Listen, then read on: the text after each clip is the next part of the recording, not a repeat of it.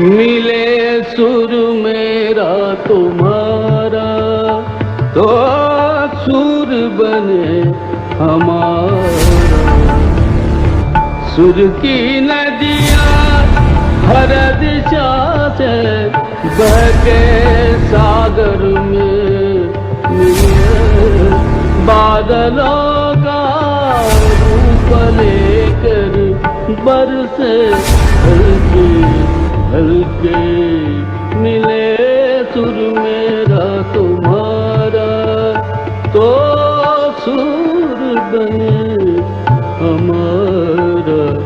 We will have a presentation from Dr. Surya Kansar, an introductory one for the 10 minutes, which will be the backbone for the entire discussion is going to happen. Origin of a river, origin of a saint, and origin country of COVID-19 have always stood mysterious. It is the story of Sagar, Bhagirath, Lord Shiva, how this Ganga from the heaven came to the land. They were the earliest saint, I would say. So that is also important origin of saint in this country. Worst viral pandemics in last 100 years means in 1 century. If you see, these are the 8 important worst viral pandemics in last 100 years. And I will not say anything. I would not name anything. And out of 8, if you just see the origin of these pandemics, you will find some red names. And these red names are from particular countries. How the spread continued to Wuhan suddenly spread to Philippines. Philippines reported its first death on February 2, while Wuhan was confirmed to be cut off by the Chinese government dated 23 January. Then how it reached to Philippines? That is the question. The spread continued to Italy, Iran, Brazil, and so far countries, 7,560 kilometers China to Italy, 4,000 kilometer distance China to Iran, and 16,000 kilometers China to Brazil, and of course US. So much distant countries, and they have a lot of cases of COVID-19. But what is the problem inside the China? That the distance between the Beijing and Wuhan, it only around 1,000 kilometers. The distance between Shanghai and Wuhan only around 800 kilometers. Distance between Tianjin and Wuhan only around 1,100 kilometers. Why there are less number of cases? If you just compare with the cases of these cities in the China and of course a lot of other countries, there is a major drastic difference. Dr. Krishna, first question to you only. What are the different theories of emergence of COVID-19 in nutshell? One is having an intermediate host, like which is suspected to be pangolin in COVID-19, a direct zoonotic introduction, that is from bats or bat saliva falling on a meat. This is the second theory. And the third theory is introduction through cold and food chain. Like as you very well aware, like we are all aware that is why we are wearing masks these days, that to avoid a droplet infection and to avoid any contaminated food or the contaminated air with the virus. So this is the third theory. And introduction resulting from a laboratory accident or incident.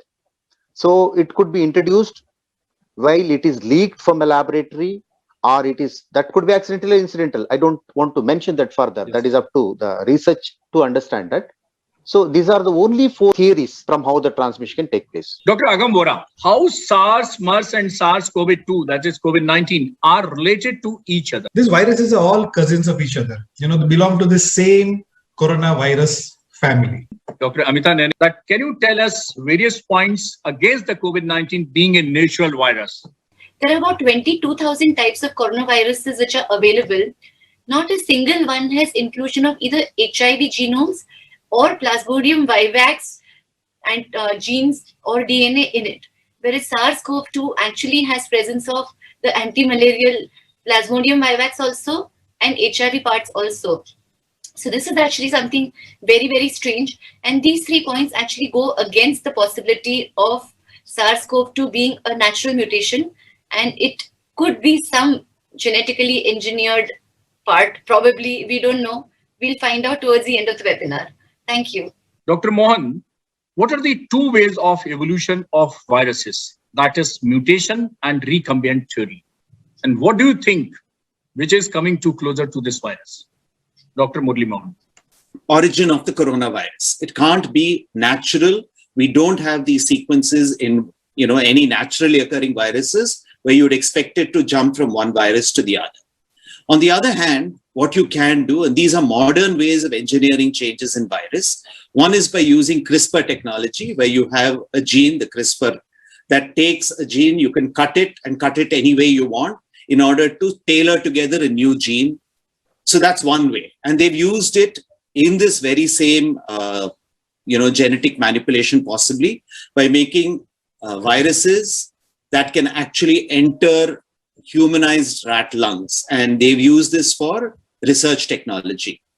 The other way, of course, is to keep, growing generation after generation of viruses and choose which is the virus you want for something that is more able to infect humans if you want it to infect humans. So we have these different, more modern technologies, not relying purely on mutations occurring accidentally or genetic recombination techniques occurring naturally, but you can press forward and make this happen faster when you use CRISPR-Cas technology, or you can use selection of the most effective genes. And actually, this selection has been done throughout humanity. We've chosen the best seed for the next crop. We've chosen the best animals to get more, better quality, better strains of animals.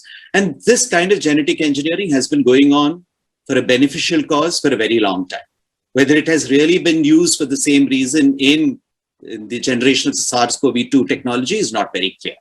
Dr. Rajadhar, what can you tell us about the correlation of bats and viral respiratory diseases, more specifically about coronavirus disease and bats? The Lancet paper from February 2020. So this was even before we had our first case of COVID in India. And interesting, I'll come to your question in a minute, but interesting that two journals of the stature of Nature and Lancet within the space of a month had to come out with two papers which were to propound that the virus occurred naturally. You wonder why, unprovoked, you had to have two different papers coming out within the space of a month to say that this was a natural virus and not a lab leak. The other interesting part is that when you look at these two papers, both of these papers had scientists as authors from the Wuhan lab. So you would have read an editorial which came out about the Lancet paper, which spoke about this conflict of interest about 4 months after the paper come out. So maybe that gives us a clue as to why people had to say, "Main chor nahi hu," even before chor was announced. So I think that's probably something worth thinking about. Now, I'll go to that Lancet paper because it answers the question that you asked very nicely. So there was a 2017 study, Dr. Suryakant, which looked at about 12,000 odd bats and tried to find out the incidence of coronavirus in these bats. So 12,000 odd bats across America, Africa, and Asia. And they found that about 9% of these 12,000 bats had a distinct coronavirus. Even more interesting, they found that about 3,200 coronaviruses could infect bats. And I think Amita actually alluded to this a little while ago. And more interesting, there were about 1,400 different species of bats. Now, I think I have confused you enough, but the important thing, and in line with what Murli said a little while ago, is that not all of these coronaviruses will have the mutations which are required to transmit them to a human host. So that's a paltry few. And these mutations, which would help transmission to a human host, can be natural or they can be engineered in a lab, the way Dr. Murli Mohan spoke about a little while ago. So the option is two. Are these viruses that get transmitted natural, or are they man-made? And if they are man-made, are they man-made by design, or are they man-made by accident?